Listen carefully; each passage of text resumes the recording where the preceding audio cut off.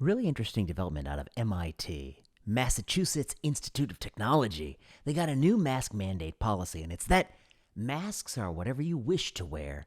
If you want to wear an N95, you're free to wear an N95, and no one should judge you or make you feel uncomfortable for it. And if you don't want to wear a mask, you don't have to wear a mask. That's the policy. And in response to that policy, some people who run labs or research teams or groups or institutes, they said that maybe we're going to have our own mask policy. Maybe we're going to decide that at our team meeting, you got to mask up if you want to come. And somebody pointed out that the provost then sent a follow-up email to clarify. This is what that person writes, quote, MIT is no longer has a mask requirement. Our research group discussed whether to keep masks for indoor meetings so that everyone feels comfortable attending. Today, an email from the vice chancellor says that's not allowed. And let me read you the email. Dear all, I wanted you to be aware of an important clarification to MIT's face covering policies. Departments, labs, and or centers may not establish their own policies or requirements related to face coverings. It goes on to say, individuals may not request or require that others wear masks. Please be respectful of other people's choices about masks. So it's a very interesting policy from MIT. They're saying the old policy was we're going to mandate masks on campus. The new policy is you do what you think is best. You can wear whatever mask you wish, but you're not allowed to have your little fiefdom, your little lab have their own rule, and you enforce that rule. And it's gotten a lot of consternation online. People have a lot of questions about it. But I actually think it points to something that is under-discussed. There's a deep power imbalance in any lab group. The PI of a lab group could say, I want you all to wear masks because I'm worried about this. And they may enforce that policy just in some groups or the other, which will create a sense of inequity. Because if you happen to be stuck with a PI who's very risk averse, you'll be masking for, 1 year, 2 years, 3 years, 4 years. Who knows when the policy will end? The PI could set whatever rule they want. It could last for 5 years or 10 years. Lord knows SARS-CoV-2 is not going anywhere. That's going to lead to some strange imbalance when you meet your coworker down the hall and they live in the mask-free lab, and it might create all sorts of secondary problems. Moreover, it's a bit coercive because the PI of the lab has a lot of power over the lives of the people who work in the laboratory, and a lot of power to make them do things that, as this example would be, they may not want to do. I also saw somebody say something interesting. They say that, I can't believe we're not allowed to make our team mask. We're allowed to make our team wear a t-shirt that says, our lab logo. I'm curious about this person because you're not allowed to do that, actually. I'm not aware that you're allowed to actually tell somebody who works for you what clothes to wear to work. I think that would be problematic. I don't think you're allowed to tell them to wear your lab t-shirt. You can give them a free lab t-shirt, sure. If they want to wear it, sure. You can say, hey, if you all want, we're going to wear it on Friday, sure. I personally wouldn't do such a thing because I think it's a bit silly, but, you want to do that, sure. But I don't think you can actually enforce someone in your lab to wear whatever clothing garment you want. And if you are doing that, I think you might want to rethink that policy. I think it's really interesting. What MIT is trying to do is say, look, we have some policy here. The policy is going to be the same across the MIT. We can't have little labs here, little institutes here create their own little masking rules. And to be honest, I really do wonder, some of these groups, they may not end it for a long time. Could it be a decade? I don't know. Could they have their own masking rule for it? I'm just asking. Is that acceptable?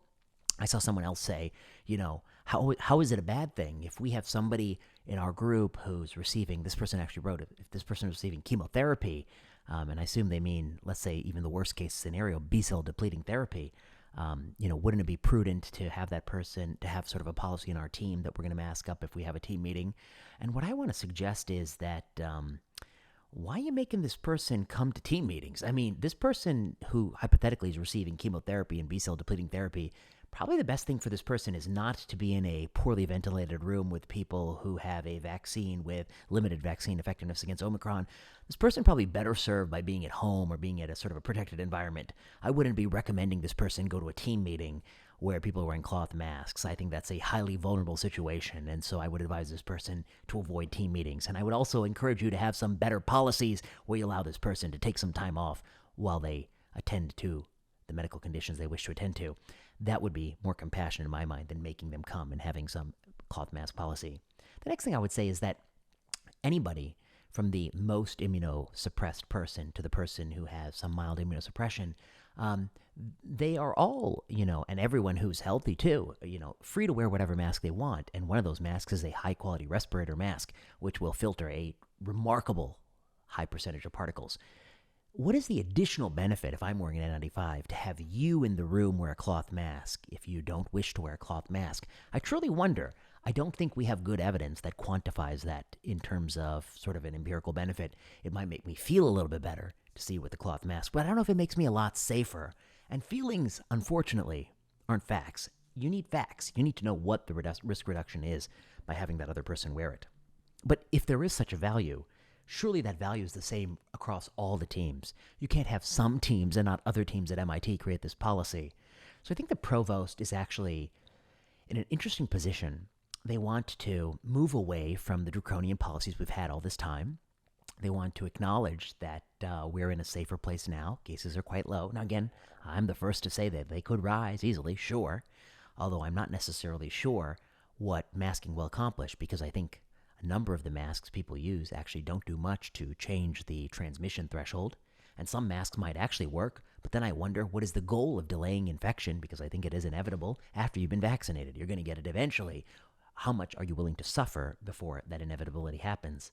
But in this case, I think the provost is trying to say, what might happen if we allow individual labs and individual teams and individual departments and individual centers to create their own policy? And I think you would have some deep inequities, and you would have a lot of people unhappy. And I think they worry that they'll be litigated, that somebody will say, because I happen to be assigned to Dr. X, I'm subject to wearing a mask. It's coercive.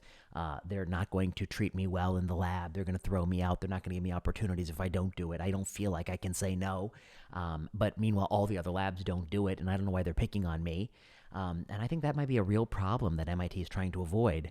And so I think somebody wrote, well, what if this makes people feel comfortable? What has happened to public health, actually? So I guess my question is, are we doing things because they actually work and lower risk? Are we doing things because they make people feel better? Or are we doing things because they're the polite thing to do? Because masking has moved from a life-saving intervention to you do it because it's the polite thing to do in a very short period of time. That's a big switch. Does it work or doesn't it work? If we live in an environment where people are free to wear whatever mask they want, including a high-quality respirator mask, is there an additional health benefit to those people by mandating other people wear a cloth mask? It is an open empirical question. And even the cluster randomized and the other individual randomized study that we have on the topic, they don't answer that question because there weren't people in those trials who were permitted to wear whatever mask they wanted. And so this is an open empirical question. That's the question that they face. I suspect that it's not going to have much of an impact. I really think it's highly unlikely that if people who feel very concerned are wearing an N95, that their risk is further reduced by having a third party wear a cloth mask or even surgical mask in a laboratory research meeting. I think that's highly unlikely to be the case. But some people might think that's the case. It might make them feel more comfortable. But I would assume that at MIT, they don't let feelings guide their robotics and engineering, that they actually do some empirical evidence. And so they could test that hypothesis.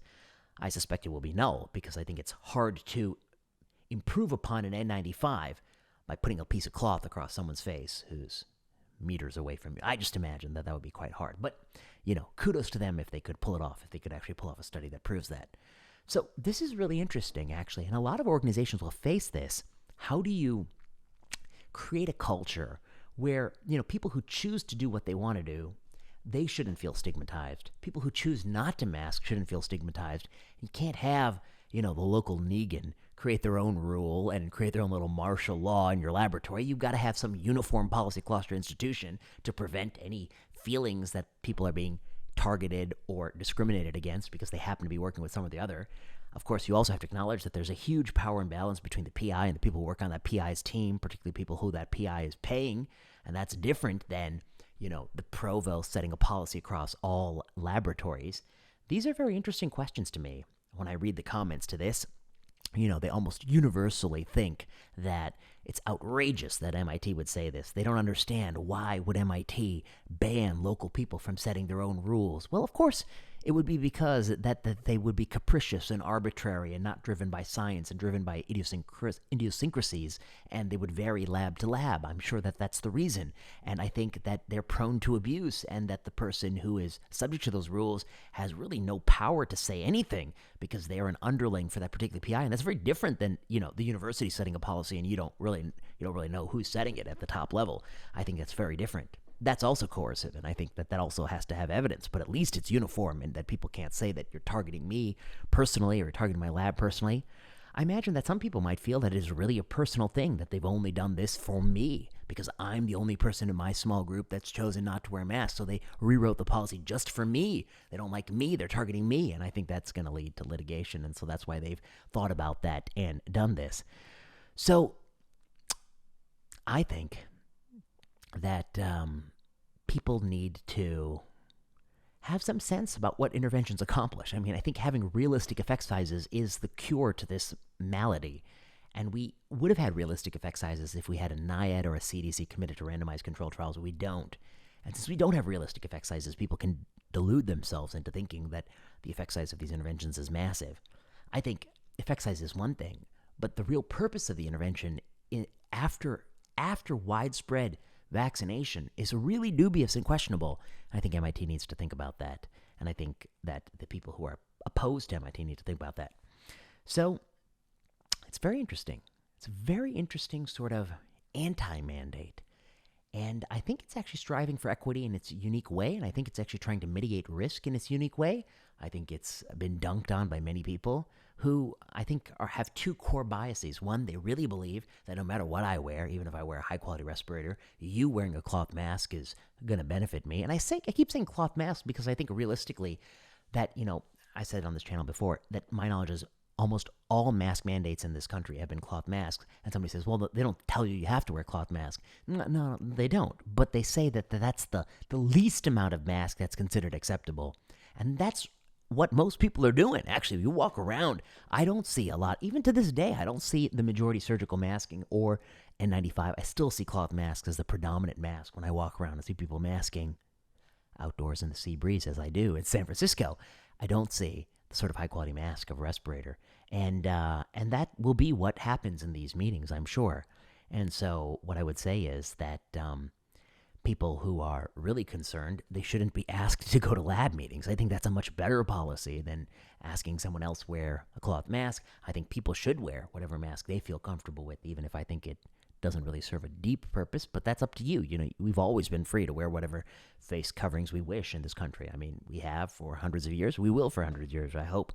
But I think that it is problematic if individual labs start to target individual people and set their own policy like we're in a